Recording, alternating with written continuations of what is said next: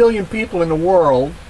There's like maybe 11 or 15 million millionaires in the world, like 1,235 billionaires. So, what are the rest of us, lazy? That's why we ain't ahead? That's why we ain't millionaires and billionaires? Hell no. It's because there are man-made obstacles in our way. Absolutely. Thank you. Absolutely. Man-made obstacles. Okay, let us... Yeah, man-made obstacles. Since for the last 30-some years, all government stuff goes to the already rich. All government benefits go to the already rich.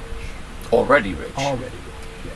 And most of the predominantly most of the rich is not rags to riches, starting from rock bottom and self-made millionaires. Most of them are born with silver spoons in their mouth, and they received a big break in life because their daddies trained them in the family corporate business, like Donald Trump's father trained him. I quote someone in my article to the effect that the way to get rich in this economy is to start out rich. The American dream, what they don't tell... Dusty Rhodes! I am the American dream, Dusty Rhodes. The bionic elbow. No, what they don't tell these people that have a vision of America being the land of milk and honey and opportunity is that there is an American dream, but you have to kind of be financially independent to experience it. That's capitalism. For capitalism to work, there must be capital. Yeah. Well, you've People must have capital. Well, you've seen all those pyramid banners on our Facebook group showing what capitalism is really all about. Of course. Of course. It's like starting a Monopoly game and giving one guy 100 times more money than the other 3 people. That's capitalism. Okay? You know who's going to win that game, don't you? The guy with the big bucks. Yeah. Because everything he lands on, he's going to buy. Yeah. And then he's going to buy the hotels. He's going to have Park Place and what the hell's that? Boardwalk. Boardwalk, and then he's going to have the purple ones. What is that? Baltic and and the railroads. Hey, it's not Billy yet. No, it can't be. Can't be. Too early. Can't be. Probably is. Nah, he's salesman. 3:15. If it's who I think it is, I'm gonna friggin' flip out online. I don't think so. I'm gonna flip out. See, salesman. Solicitors. Or this could be the Obama spying team. See, because I have not been communicating back and forth with a lot of people on the phone. Yeah. Therefore, they want me to use my phone so that they can get a track on me. Yeah. Well, Obama says don't worry about... yeah, I worry. Nobody's really being spied on. As I told you before we began the show, Al-Qaeda don't use the cell phones and the internet and that crap anymore. They're not as dumb as the Obama administration believes the American people are. Okay? The American... They've moved on, baby. Well, the average American Joe Sixpack is dumb, ignoramus, whatever you want to say, numbskull, and also, if you're not dumb, you're naive and spoiled. Well, you got a lot of people who are, politicians and everything, agreeing with the Obama administration. Oh yeah, we got to give up a little privacy for protection. No, we don't. Never had to do it in the past. The TSA is over there groping people all the time, merely to make Mr. Chertoff richer with his stupid machines that are giving people cancer. We don't need it. Oh, we think we're going to let knives come back on the plane. Oh, you can't bring a large bottle of liquid on the plane, but you can bring a small knife on the plane. Oh, that was really an intelligent move. Smart, baby, smart. You can't. A woman can't have a large bottle of perfume or cologne or shampoo, but you can sure bring that small pocket knife. Yeah, when you get off the plane, you go to the gift shop and you buy the shampoo.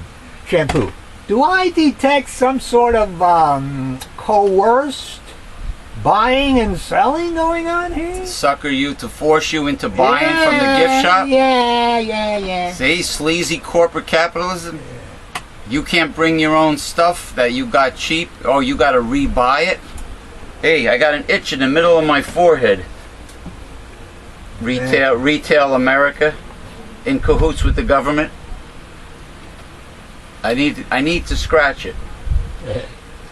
Yeah, I'm trying to think. If somebody said something really stupid to me, when I remember. Oh yeah, really, only once?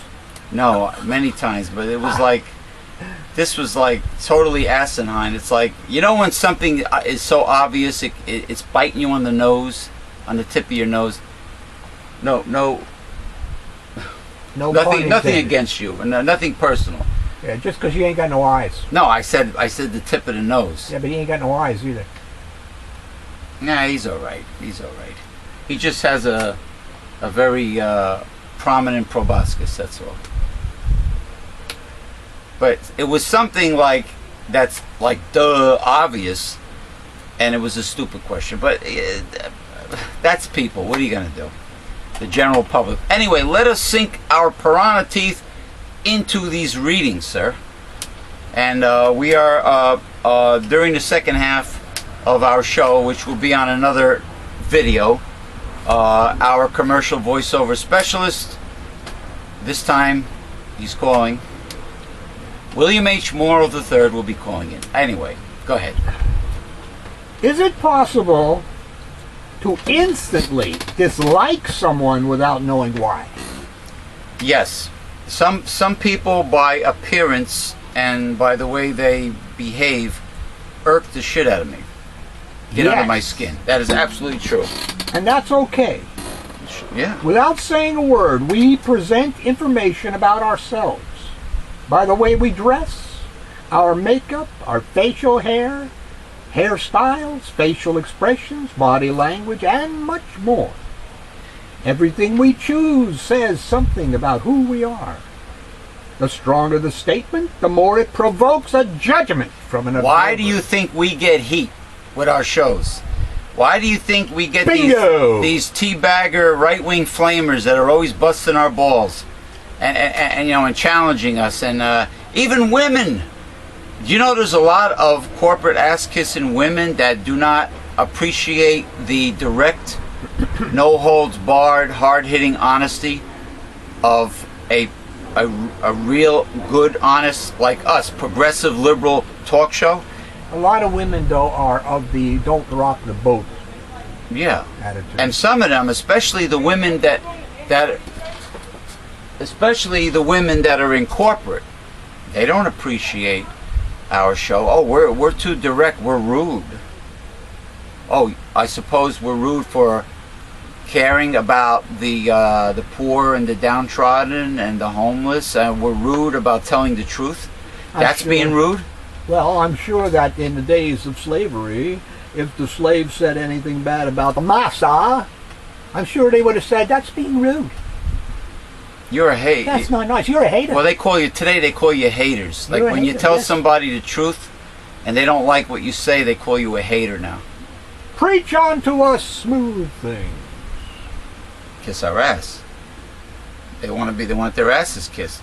Hey, even like a hot-looking woman. Hey. You ever notice that? I mean, I get tons and tons of compliments from the ugliest females in this universe, in the Milky Way galaxy, and possibly in the Andromeda galaxy. But to get the same quick compliments from very attractive women, not many do it. Because, like my friend said, they want their asses kissed. When we start talking, we add more information. And if our words enforce the visual impressions, we may prompt anything from interest to antipathy. So don't feel guilty about being turned off by someone right away, you're surely not his or her type either. Right. And if you don't like us, you can go screw yourself. Oh, I'm sorry. I hit his Click chin. the pause button. You know? The levity bells.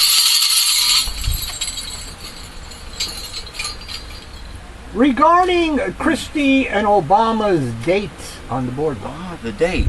the bromance. The bromance. Yes. Is this when they were also strolling on the beach together? Yes. Well, hey, did we make a real big deal about it when G.W. Bush was over there holding the Saudi Arabian prince's hand and strolling on the desert? Yeah. Oh, by the way, there was an article about the Bush administration knowing about the threats, the pre 9/11 threats. Finally, it comes out. What we knew all along. They didn't want to. Actually, they knew that the hijackers, you know, Saudi Arabia connection and etc. And they didn't say anything because the Saudis are our friends. Oh, sure. National security. You see. Well, in an interview, I think it was with David Frost, Henry Kissinger says I thought David Frost is dead. Oh, it was an old. That's Davy Jones of the Monkees. No, David Frost, the interviewer. He's dead. No. All right, so This was a long time ago. it was a long time ago. Yeah, Henry okay. Kissinger said Americans don't realize it, but United States has a lot less friends than they think we have. As the Bible says, we buy our lovers. We buy them. Okay. Okay? Here is some of what Bridget Harrison wrote in her column. Bipartisan makes sense to New Jerseyans. Oh, God, here we go. Obama was always expected to be a bipartisan president, an expectation he has largely fallen short on. Americans thought Obama would make a sincere effort in staking out a more bipartisan approach. If I hear that word one more time, this is one of the biggest flaws of Democrats today. They want to be approved of, they want to make friends with, they want to be liked or loved by the enemy, by their opponents. President Obama has moved so far to the right, I can't tell him apart from George W. Bush. He has proposed cuts to entitlement programs. His cabinet is filled with former Wall Street insiders. He has signed on to perpetual war, including death ray strikes from drones. He speaks of fair share taxing and green energy job creation only during a campaign. That sounds so familiar. Corporations are still people. Money is still free speech. And the Glass-Steagall Act is an artifact of history. The Citizens United decision goes unaddressed. Education reform under Obama and Education Secretary Arne Duncan cares not a whit about real learning. Only vouchers and charter schools. The two wars and the Bush tax cuts, the source of the debt, are still not paid for. The war on terror is still the handy excuse for reading our emails and texts. As long as there are columnists who insist that every yin has an equal yang, corresponding yang, then there's no hope of bipartisanship. Stop perpetuating the lie that the two parties share equally in the gridlock. Can you name any compromise counterproposal offered by the right radicals to an Obama initiative? I can't. They say no to absolutely everything coming from the Democratic Party. 100% of the time. So do they care about bipartisanship and compromise? No. Sound like Donald Duck. No, no, no, no. No, absolutely not. They don't care. Why do some Democrats, even Nancy Pelosi used to blab about bipartisanship? Oh, yeah. What is this kissy ass part of the Democratic personality? Why do they, you know, by talking bipartisanship and compromise with the evil, greedy, wicked right, stingy right wings, they are selling out their voters. They're selling out the poor. They're selling out low-income people that voted for the Democratic candidates. Well, I believe that what is behind it is they would like to govern, but they do not understand. The Republicans are not there to govern. They are there to make the government impotent or small enough to drown in a bathtub. They want fascism. They got fascism. You see that banner comparing Corporate marriage to the state is fascism, clear and simple. Comparing principles of Nazi Germany with the Tea Party. There's a banner showing, you know, that the Tea Party, everything the Tea Party believes in, is equal to the Nazi philosophy. Yeah, but you see, when they think of fascism, they think of totalitarianism. Hitler, Mussolini, and the Red Chinese, and etc. Stalin, Lenin. That's how they think of fascism. But it's merely the marriage of the corporation to the state. That's fascism. Right. Okay? Good article.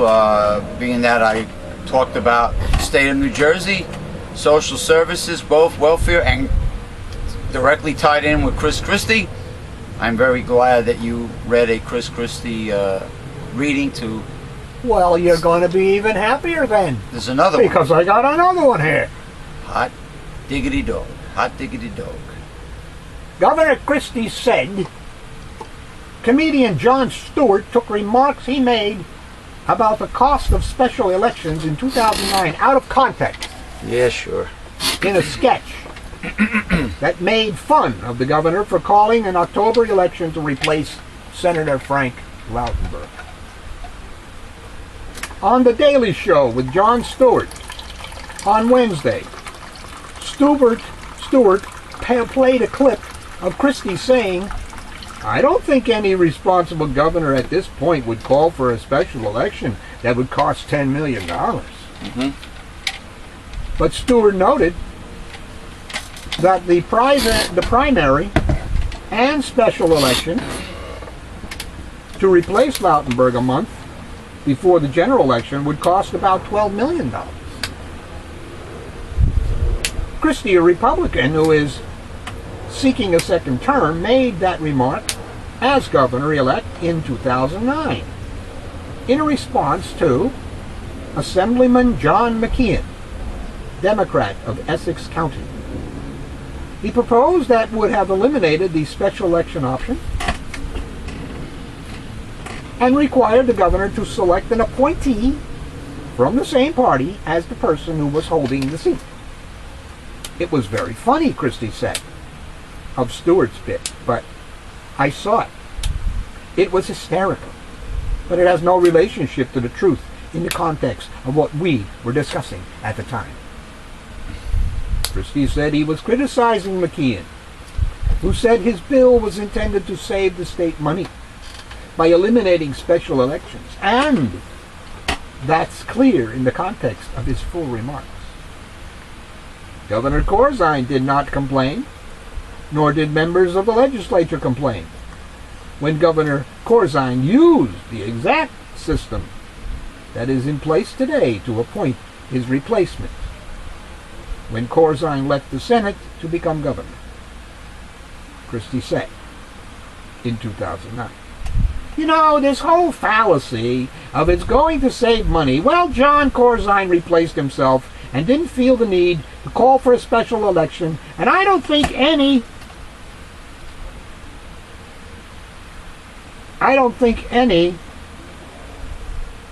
would call for a special election that would cost $10 million in light of what I said before. It's garbage! Democrats controlled the legislature, and Corzine still held the governor's office So had the bill passed, Corzine could have signed it before Christie was sworn in. When Christie announced his plans to hold a special election Tuesday, he defended his decision, saying the cost cannot be measured against the value of having an elected representative in the United States Senate. Stewart said Christie is only gaining 3 weeks of elected representation at a cost of $4 million a week. It's hard to see a corrupt abuse of power and not think about home, joked Stewart, a New Jersey native. However, there's no mention of that money that could have been saved and reinstated the homestead rebates for the elderly and the poor. There you go. Well, everybody with half a brain knows that Republicans are hypocrites. You know, do as I say, not as I do, and just like, you know, their attitude towards welfare. If it's for the rich, then it's fine. It's a bailout. It's fine. It's for the little guy.